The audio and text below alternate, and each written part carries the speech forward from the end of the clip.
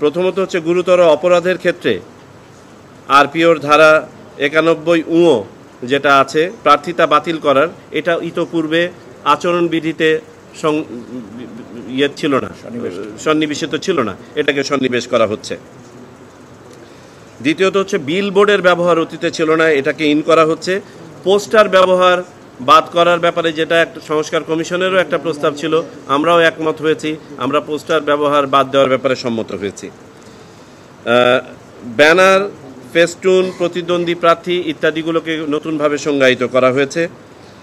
সরকারি সুবিধাভোগী অতি গুরুত্বপূর্ণ ব্যক্তি হিসেবে যারা বিবেচিত হন সেখানে উপদেষ্টা মণ্ডলীর সদস্যদেরকেও যোগ করা হয়েছে।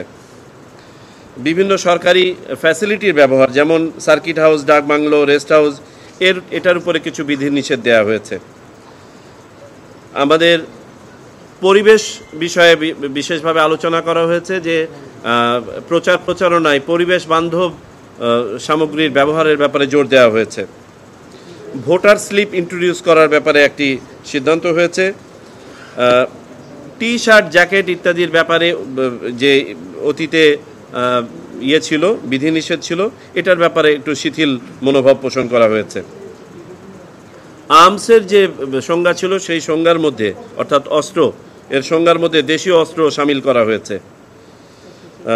সোশ্যাল মিডিয়ার উপরে বিশদভাবে করা হয়েছে, আলোকপাত করা হয়েছে।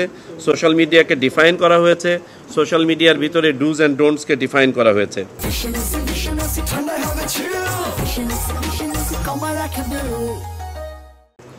শব্দের ব্যবহারে আমরা আগে যেমন শব্দের মাত্রার উপরে কোনো ছিল না, সেটাকে আন্তর্জাতিক যে মান আছে 60 ডেসিবল, সেটাকে ইনকর্পোরেট করা হয়েছে।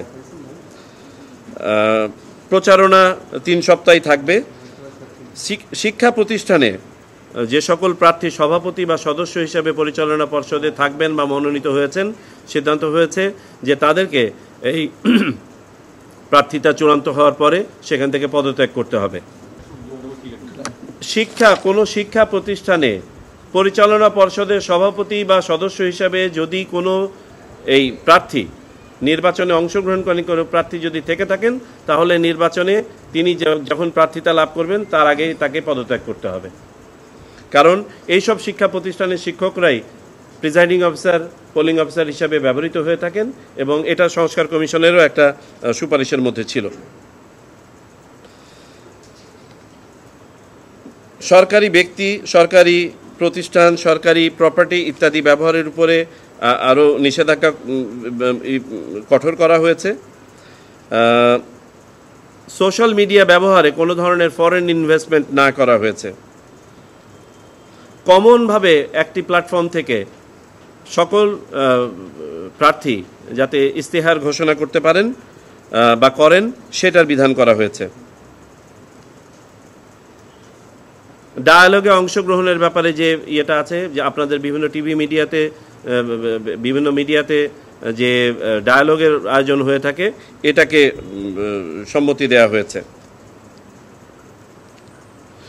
বিধিমালা লঙ্ঘনে যে নর্মাল শাস্তি ছিল, আগে যেটা ছিল 6 মাস আপনার কারাদণ্ড এবং 50,000 টাকা জরিমানা, সেটাকে 6 মাস কারাদণ্ড এবং 1.5 লাখ টাকা জরিমানা করা হয়েছে, যেটা সংস্কার কমিশনেরও একটা প্রস্তাবনা ছিল।